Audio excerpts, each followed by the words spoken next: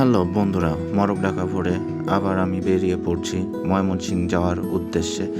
আজকে আমাদের লক্ষ্য ময়মনসিংহ গারো পাহাড় এবং এর আশেপাশে দর্শনীয় স্থানগুলো। তো সকালে ঘুম থেকে উঠে আমি আমার সেফটি গিয়ারগুলো পরে নিচ্ছি, কারণ একটা কথা মাথায় রাখতে হবে, অবশ্যই সেফটি ফার্স্ট।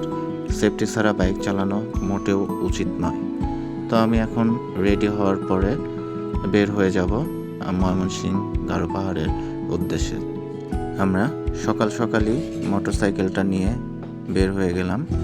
এখনও দেখতে পাচ্ছেন বাইরে এখনও প্রচুর অন্ধকার। তো বিসমিল্লাহ বলে আমাদের যাত্রা শুরু করলাম। বাসা থেকে বের হওয়ার পরে আমরা যে রাস্তা দিয়ে যাচ্ছি এটা খুবই ভাঙা একটা রাস্তা। আসলে আমাদের আজকের ট্যুর প্ল্যানটা ছিল একদমই আনপ্ল্যান্ড। আমাদের ট্যুর প্ল্যানটা হয়েছে গতকালকে চিন্তা হলো আসলে প্রায় 15-20 দিন আমরা কোথাও ট্যুরে যাই না।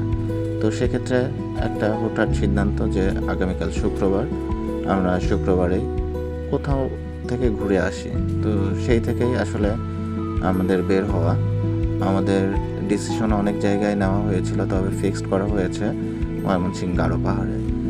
তো আমাদের এই ব্লগে আপনারা জানতে পারবেন পাবনা থেকে গারো পাহাড় ঘুরে আসার টোটাল কস্টিংটা এবং কিভাবে আপনারা স্বল্প খরচে ঘুরে আসতে পারবেন। তো চলুন আমাদের সঙ্গেই।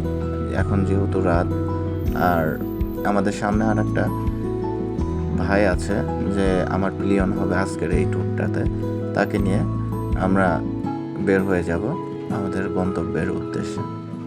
আমরা সকালের আভাটা পাই যমুনা সেতুর উপরে। আসলে আমরা উত্তরবঙ্গের মানুষ, যদি দক্ষিণবঙ্গে কক্সবাজার, চিটাগাং, সিলেট, ময়মনসিংহ, ঢাকা এদিকে যেতে হয়, তাহলে আমাদের প্রধান যোগাযোগের মাধ্যমে হচ্ছে যমুনা সেতু। তো আসি, আমরা আসলে যমুনা সেতু পর্যন্ত আসলাম কি দিয়ে। আমরা পাবনা থেকে স্টার্ট শুরু করি। আসলে আমরা পাবনা থেকে আতাইকুলা হয়ে সাথিয়া দিয়ে বেড়া পর্যন্ত পৌঁছাই। বেড়ার পর থেকে আমরা শুরু করি একদম উল্লাপাড়া দিয়ে সিরাজগঞ্জ হাটিকম্বল হাইওয়ে দিয়ে আমরা চলে আসি একদম যমুনা সেতুর উপরে। তো যমুনা সেতু দিয়ে আমরা এখন যাচ্ছি, যেতে যেতে আরও কথা হবে। এখন আপনারা এই সুন্দর সকাল শীতের উপভোগ করুন।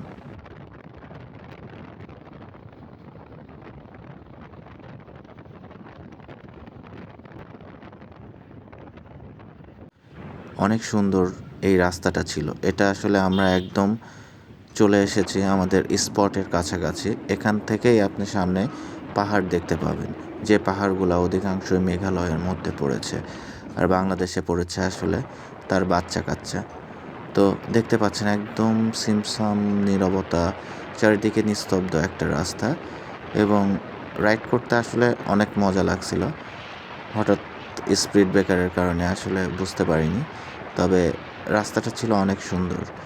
একদম প্রকৃতির মাঝে, একদম সবুজ অপরূপ সৌন্দর্যের মাঝে দিয়ে আমি গাড়ি চালিয়ে যাচ্ছিলাম।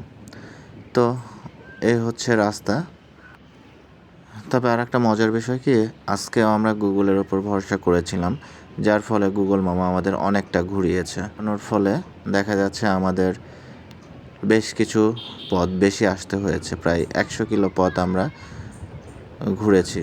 তো আসলে ঘোরাটা এখন আর কিছু মনে হচ্ছে না এই সুন্দর প্রকৃতি দেখে। দেখতে পাচ্ছেন সামনে গভীর জঙ্গলের মধ্যে দিয়ে রাস্তাটা গেছে। আসলে বলার মতো কিছুই নেই, জাস্ট খালি উপভোগ করার মতো রাস্তাটা। যে কার্ভগুলো আছে, যে বাঁকগুলা, আসলে কর্নারিং করার মতো উপযুক্ত। দুই পাশে পাহাড় কেটে মাঝখান দিয়ে রাস্তা করেছে। আসলে আমরা পাহাড় বলতে শুধু সিলেট, চট্টগ্রাম, বান্দরবন, রাঙামাটি এগুলাকেই বুঝি। এছাড়াও কিন্তু বাংলাদেশে পাহাড় বিদ্যমান। সেটা হচ্ছে ময়মনসিংহ, শেরপুর, নেত্রকোনা, জামালপুর এই অঞ্চলটাতেও আসলে কিছু পাহাড় আছে, যে পাহাড়গুলো আপনারা এখন দেখতে পাচ্ছেন।